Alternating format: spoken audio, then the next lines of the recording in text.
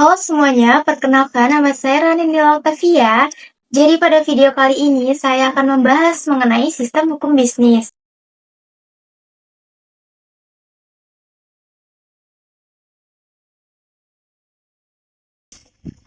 Oke, baik teman-teman. Jadi di sini saya akan menjelaskan bagaimana sih latar belakang dari sistem hukum bisnis ini.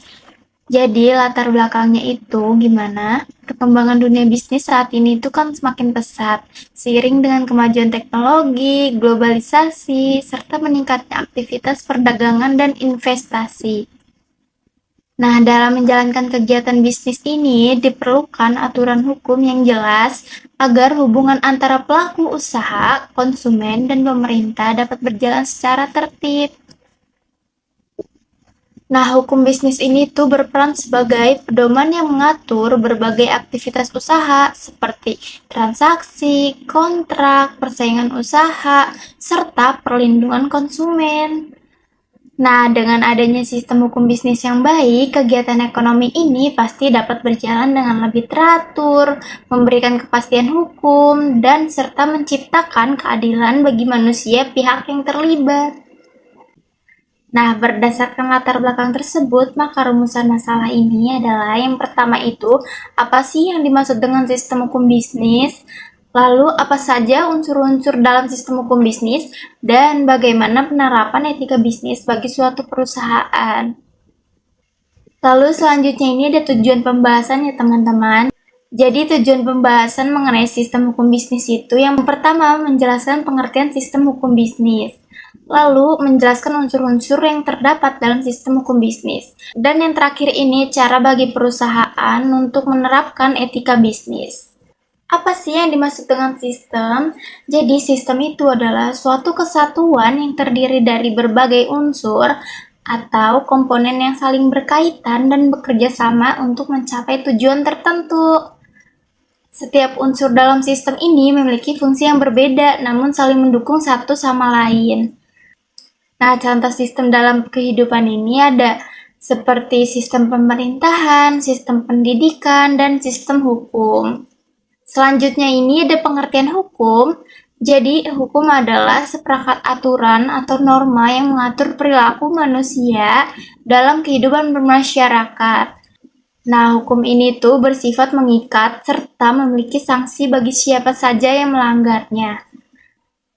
Nah, tujuan dari hukum ini antara lain itu untuk menciptakan ketertiban, keadilan, serta melindungi hak dan kewajiban setiap individu dalam masyarakat.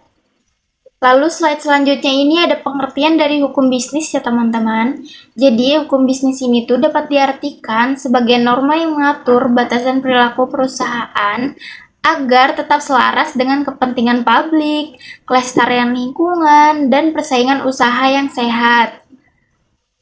Jadi dalam konteks ini, hukum adalah alat untuk memastikan bahwa pengejaran keuntungan ini tidak melanggar hak-hak orang lain. Selanjutnya ini ada pengertian dari sistem hukum bisnis. Kalau tadi kan hukum bisnis, sekarang sistem hukum bisnisnya itu apa sih? Jadi sistem hukum bisnis itu didefinisikan sebagai perangkat kaidah hukum atau peraturan, tata cara, norma, dan prosedur tertulis yang didasarkan pada hukum perdata dan dagang. Jadi tujuannya adalah untuk mengatur, melindungi, dan mengawasi seluruh kegiatan bisnis, baik dagang, industri, maupun keuangan secara adil demi mencapai keuntungan. Teman-teman, jadi maksud dari tujuan hukum bisnis itu apa sih?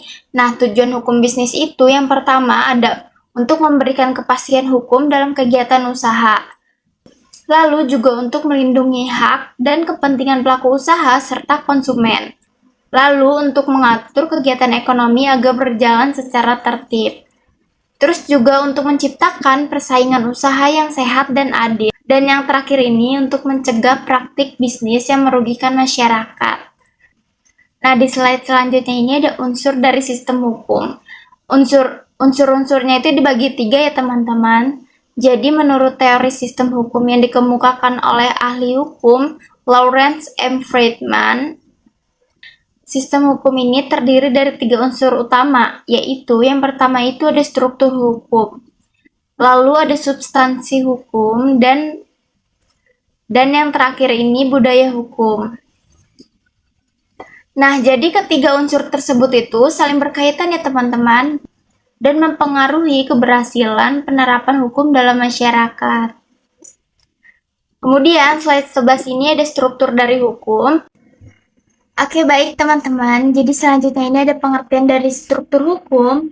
Struktur hukum ini merupakan bagian penting dalam sistem hukum yang berfungsi sebagai pelaksana dan penegak aturan hukum di dalam kehidupan masyarakat, termasuk dalam dunia bisnis. Nah, struktur hukum ini tuh terdiri dari berbagai lembaga atau institusi yang memiliki kewenangan dan tanggung jawab masing-masing dalam memastikan hukum dapat berjalan dengan baik. Berikutnya ini ada beberapa lembaga yang termasuk dalam struktur hukum. Nah, lembaga-lembaganya ini tuh ada 5. Yang pertama itu ada pengadilan. Lembaga ini tuh berperan sebagai lembaga yang memeriksa, mengadili, dan memutuskan suatu perkara hukum. Nah, dalam konteks bisnis ini, pengadilan dapat menangani sengketa seperti konflik kontrak, persaingan usaha tidak sehat, hingga kasus wan prestasi. Pengadilan menjadi tempat terakhir untuk mencari keadilan ketika suatu permasalahan ini tidak dapat diselesaikan secara damai. Selanjutnya ini ada kepolisian. Kepolisian bertugas untuk menjaga keamanan dan ketertiban, serta melakukan penyelidikan dan penyidikan terhadap pelanggaran hukum. Nah, dalam dunia bisnis ini, kepolisian dapat menangani kasus seperti penipuan, penggelapan, atau tindak pidana lainnya yang merugikan pelaku usaha maupun konsumen. Yang ketiga ini ada kejaksaan. Kejaksaan memiliki peran sebagai penuntut umum yang membawa perkara ke pengadilan. Selain itu, kejaksaan juga berfungsi sebagai pengawas terhadap pelaksanaan hukum, sehingga proses penegakan hukum dapat berjalan secara adil dan transparan. Lalu yang keempat ada pemerintah. Pemerintah berperan dalam membuat regulasi atau peraturan yang mengatur kegiatan bisnis. Tidak hanya itu, pemerintah juga melakukan pengawasan terhadap jalannya aktivitas usaha agar sesuai dengan hukum yang berlaku, seperti perizinan usaha, pajak, dan perlindungan konsumen. Nah, yang terakhir ini adalah lembaga pengawas bisnis. Lembaga ini tuh bertugas untuk mengawasi praktik bisnis agar tetap sehat dan tidak merugikan pihak lain. Contohnya ini seperti lembaga yang mengawasi persaingan usaha, perlindungan konsumen, dan sektor keuangan. Nah, lembaga ini tuh memastikan bahwa pelaku usaha menjalankan bisnis secara jujur dan sesuai aturan. Jadi teman-teman, secara keseluruhan ini, struktur hukum memiliki peran yang sangat penting karena tanpa adanya lembaga-lembaga ini, hukum hanya akan menjadi aturan tertulis tanpa implementasi nyata. Jadi dengan adanya struktur hukum yang kuat, maka keadilan, kepastian, dan ketertiban dalam dunia bisnis ini dapat terwujud. Kemudian ada penerapan etika bisnis. Dalam menjalankan kegiatan usaha, tidak hanya hukum yang harus dipatuhi, tetapi juga etika bisnis. Etika bisnis ini merupakan prinsip moral yang menjadi pedoman bagi pelaku usaha dalam bertindak secara benar, jujur, dan bertanggung jawab. Di sini ada beberapa bentuk penerapan dari etika bisnis. Bentuk penerapannya itu ada 6. Yang pertama itu menerapkan kode etik. Jadi perusahaan harus memiliki kode etik sebagai pedoman perilaku bagi seluruh karyawan dan manajemen. Kode etik ini mengatur bagaimana cara bekerja, berinteraksi, serta mengambil keputusan yang sesuai dengan nilai-nilai moral dan profesional. Lalu yang kedua ada memberikan pelatihan etika.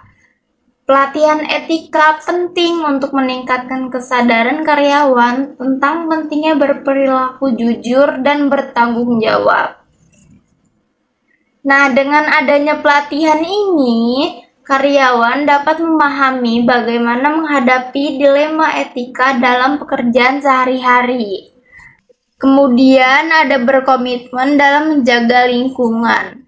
Perusahaan harus memperhatikan dampak kegiatan bisnis terhadap lingkungan.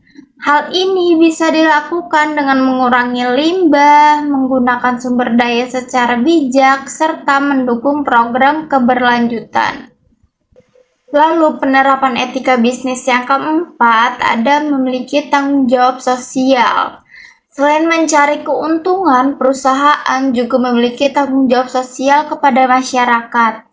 Contohnya ini seperti melakukan kegiatan sosial, membantu masyarakat sekitar, atau memberikan kontribusi positif bagi lingkungan sosial. Yang kelima yaitu menerapkan transparansi dalam pelaporan. Transparansi ini berarti perusahaan harus terbuka dalam menyampaikan informasi, terutama yang berkaitan dengan keuangan dan operasional. Hal ini itu sangat penting teman-teman karena untuk membangun kepercayaan dari investor, konsumen, dan pihak lainnya. Nah, yang terakhir ini yaitu menghormati hak asasi manusia. Perusahaan wajib menghormati hak-hak setiap individu, baik karyawan, konsumen, maupun masyarakat. Misalnya dengan tidak melakukan diskriminasi, memberikan upah yang layak, serta menciptakan lingkungan kerja yang aman dan nyaman. Jadi, dengan menerapkan etika bisnis ini, perusahaan tidak hanya mendapatkan keuntungan secara finansial, tetapi juga membangun reputasi yang baik dan kepercayaan jangka panjang. Teman-teman, jadi berdasarkan penjelasan yang telah dijelaskan tadi, dapat disimpulkan bahwa sistem hukum bisnis memiliki peran yang sangat penting dalam mengatur seluruh aktivitas usaha. Pertama, sistem hukum bisnis berfungsi sebagai pedoman dalam menjalankan kegiatan usaha agar tetap sesuai dengan aturan yang berlaku. Dengan adanya hukum, pelaku usaha memiliki batasan yang jelas dalam bertindak. Kemudian, hukum bisnis ini juga memberikan kepastian hukum serta perlindungan bagi semua pihak, baik pelaku usaha maupun konsumen. Hal ini tuh sangat penting teman-teman karena agar tidak terjadi ketidakadilan atau kerugian yang disebabkan oleh tindakan yang melanggar hukum. Kemudian sistem hukum bisnis ini juga berperan dalam menciptakan kegiatan ekonomi yang tertib dan adil. Dengan adanya aturan yang jelas dan penegakan hukum yang tegas, dunia usaha ini dapat berkembang dengan sehat dan berkelanjutan. Oleh karena itu, penerapan hukum bisnis yang didukung dengan etika bisnis yang baik akan menciptakan lingkungan usaha yang profesional, terpercaya, dan mampu bersaing di era globalisasi. Nah, teman-teman, jadi dalam penyusunan materi ini, saya menggunakan